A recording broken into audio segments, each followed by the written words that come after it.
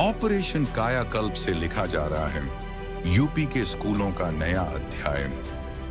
साफ पानी, स्वच्छ परिसर और नई कक्षा शिक्षा अब नए रूप में। 1.3 लाख स्कूल नए रूप में, 10% बढ़ा नामांकन। योगी आदित्यनाथ का संकल्प, हर बच्चे तक शिक्षा।